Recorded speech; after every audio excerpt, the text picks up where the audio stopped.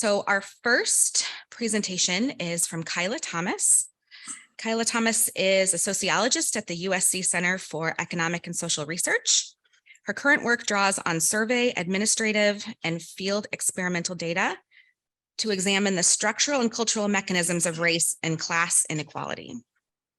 She's also the director of the LABarometer, a longitudinal survey of approximately 2,000 LA County residents designed to track social and economic conditions in the county with a focus on four key issues: livability, mobility, sustainability, and affordability.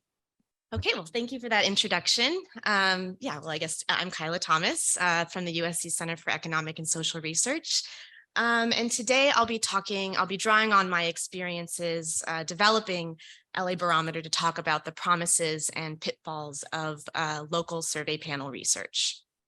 So to my knowledge, there are not that many probability-based panels, at least in the US, that are designed to represent kind of local, city or county level populations.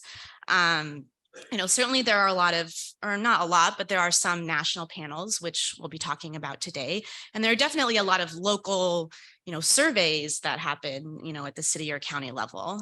There are repeated cross-sectional surveys that local health departments conduct. But when it comes to, probability-based panel work, you don't really see that done at the local level. So these are the ones that I'm aware of, and please, if you know of others, let me know, because I'd love to see what they're doing and see how we can kind of improve our own work. But the panel that I'll be talking about today is LABarometer. And to my knowledge, LABarometer is the only probability-based panel of Los Angeles County residents.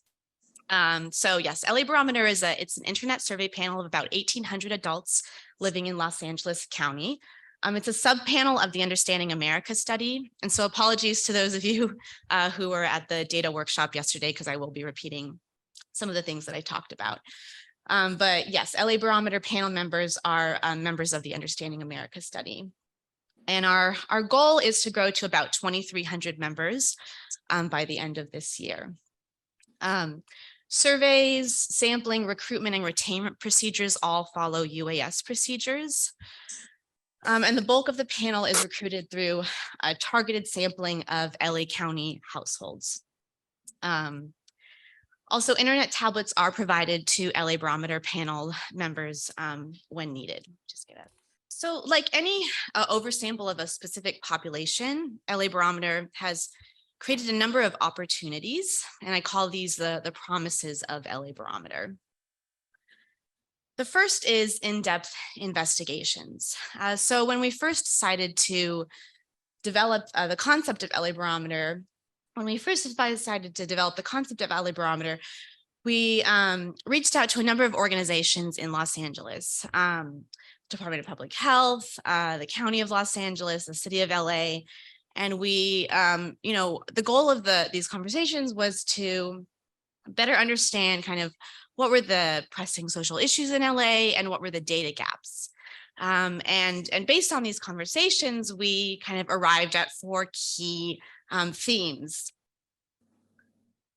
And these themes kind of informed the development of our LABarometer surveys. So they were livability, affordability, mobility, and sustainability. So the surveys are originally our surveys were administered on a quarterly basis. And so each of our four surveys focused on one of these four themes.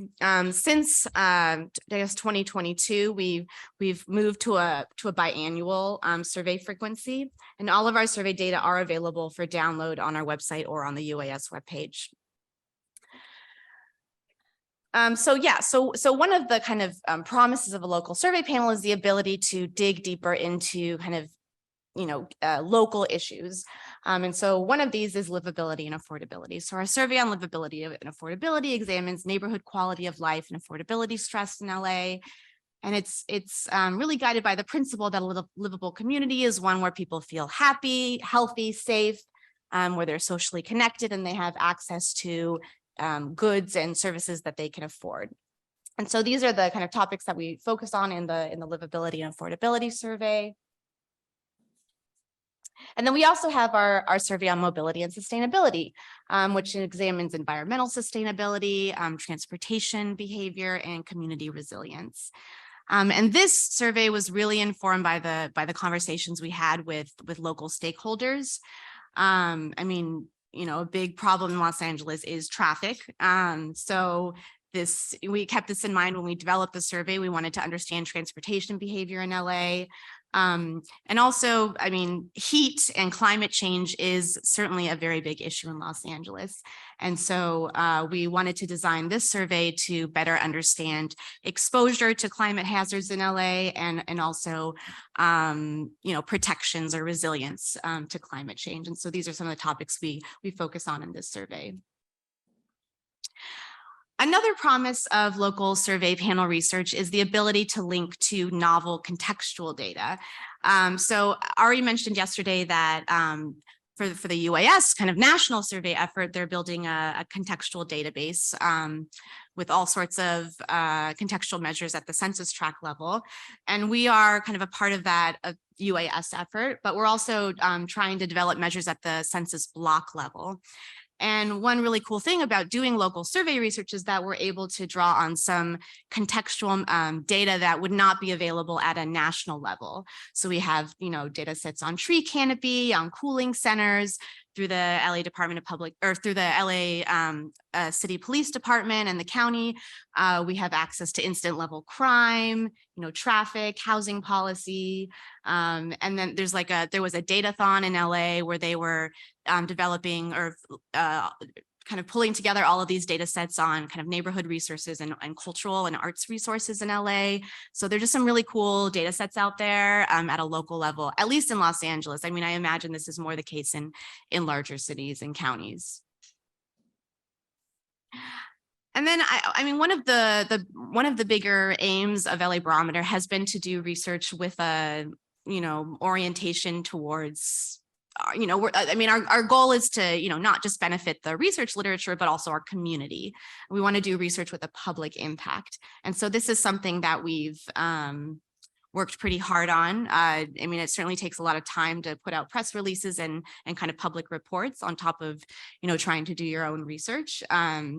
But we put out reports and releases every quarter after survey administration. And I mean, I'd say we've gotten a lot of attention in Los Angeles for the work that we've done. I mean, certainly you can do this at a national level, but at a local level, there's more. I mean, there's a lot of need for this kind of data. There are just fewer sources of high quality data at a local level, and there are fewer people offering it. So there's just a big appetite for the kind of data that we're producing. So yeah, our livability report was covered by every TV and radio station in LA. The LA Times included our data on climate change in their newsletter. And then we've also had, some national attention for some of the work that we've done that, is kind of interest to the national population. And then, another big kind of dimension of our public impact has been our policy impact. So when COVID hit in March of 2020, the LA County Department of Public Health reached out to us. They knew about our panel. And they run their county health survey every year, but it's a repeated cross-sectional survey. And they asked us, can we use your panel to surveil the LA population to better understand what's going on in LA? And so, we added a higher frequency data collection to our national COVID survey to track certain measures in LA that the LA County Department of Public Health was interested in. And we reported our results on a weekly basis to the Department of Public Health, and they featured our data on their website. And these are some examples of some of the other collaborations we've had with government stakeholders. So we've collected data on food insecurity for the Chief Sustainability Office, and that turned into a whole project that somebody later today will be talking about. The LA County, one of the LA County supervisors reached out to us and wanted to better understand masking behavior and attitudes in LA, and we ended up collecting that data at the national level. Our very first kind of collaboration was an experimental study of permanent supportive housing messaging. The city of LA was interested in understanding how people felt about permanent supportive housing. And then finally, the fourth promise of local survey panel research is new insights. I mean, in LA, climate change is a big issue. I mean, it's a big issue everywhere, but we're seeing, I mean, I guess it's more maybe a heightened issue in LA. We're already really feeling the impacts. And so I kind of went overboard in putting together some slides on insights, but they're just some really interesting findings on how people are experiencing climate change on the ground. So we're collecting data on, symptoms of heat-related illness, also exposure to wildfires and air quality concerns related to wildfires. So here you can see, interestingly, higher income residents are more likely to report staying indoors due to air quality concerns related to wildfires. And I imagine this is related to where the wildfires are happening in LA, and they tend to be happening in less populated areas where higher income people live. But when it comes to staying indoors due to air quality concerns unrelated to wildfires, there we see that lower income people are reporting those exposures at a higher rate. Lower income residents are more likely to be psychologically impacted by natural disasters, and also financially. We collected data on that for the Chief Sustainability Office. We also, I mean, LA is a really an interesting place to study affordability stress. So we've been tracking neighborhood changes and things people are seeing in their neighborhoods that kind of increase risk of displacement. I mentioned this finding yesterday, but we have also collected data on some of our indicators at a national level, so we could do some comparisons of the LA population with the national population. And we asked people how much they pay in rent and how much they believe they can afford in rent. And we see some really interesting differences between the LA and national population in what people perceive as their kind of affordability limit. And we find that this persists even when we control for income. But then here, what this figure is different from the one I presented yesterday, in that I show racial and ethnic differences. And here you see at the national level in the USA averages or medians. You don't see that much of a racial or ethnic difference in terms of affordability limits. But in Los Angeles and California, you see huge disparities. So that suggests, that it's not just income that's right, a determinant of your affordability limit, but also race or ethnicity. But that also depends on your context. So it seems like race, ethnicity are kind of bigger barriers to affordability in LA than perhaps they are in other places in the US. And that, I imagine, is related to, residential segregation and discrimination. And lastly, we asked another interesting finding. We asked people how much they pay in rent, so we could measure rent burden. And then we also asked people about, who lives in your housing, so we could measure overcrowding, 2 dimensions of affordability stress. And you see some interesting racial and ethnic differences. Asians in Los Angeles have a lower prevalence of rent burden, but a much higher prevalence compared to non-Hispanic whites in overcrowding. So just different ways in which people are experiencing affordability stress in LA. So, with these promises come some pitfalls of local survey panel research. So one of the biggest ones for us has been that a narrow geographic focus constrains your ability to do certain kinds of research. So, obviously, there's certain kinds of results that we cannot generalize to a national population, although this really depends on your research aim. So if you're trying to measure prevalence of a certain outcome, then that is not, something in LA that you can extrapolate. Even relationships between certain variables, like we found this racial ethnic disparity in affordability limits in LA, but we don't necessarily see that at the national level. So, context matters, and we have to always remind ourselves that, context matters in even ways we don't even, aren't going to be able to observe if we're just looking at LA. But if you're trying to understand mechanisms, that might be something that you can generalized to, if you're drawing on LA data, generalized to a national population. Also data variability. So, we're going to see less variability in terms of neighborhood conditions or say transportation behavior in LA compared to a national population.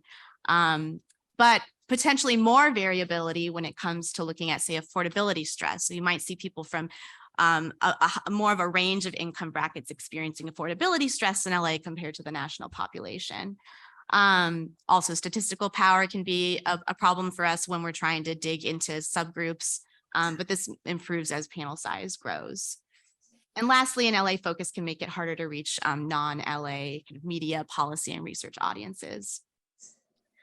Another constraint is managing diverse stakeholder interests in LA. I mean, when we first started out, we wanted to be a resource for everyone. That was what we kind of presented ourselves as, and that still is our ultimate aim, but it is very difficult to be a resource for everyone because, nonprofits have different interests than government, than, business or media. And, we are first and foremost social science researchers, and the goals of social science research, which, publishing and doing kind of academic work can be very different. And the output that's required can be very different.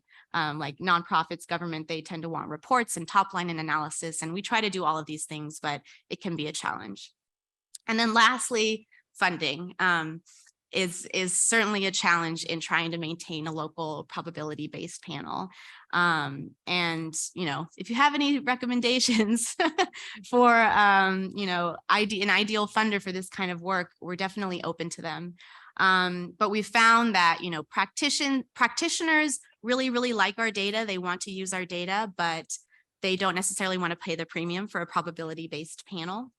And so, we're exploring federal funding options, but then the challenge with federal funding is why LA? So we need to develop a research agenda that really suits a narrow geographic focus. And so I'll just end with some questions for your consideration. Why are there so few probability-based survey panels at a local level? Are people even thinking about this? I don't know. Do we need more? If so, where? What's a sustainable financial strategy for these kinds of panels? And I do wonder if local panels would benefit from more coordination and collaboration among one another. And that's it. Thanks.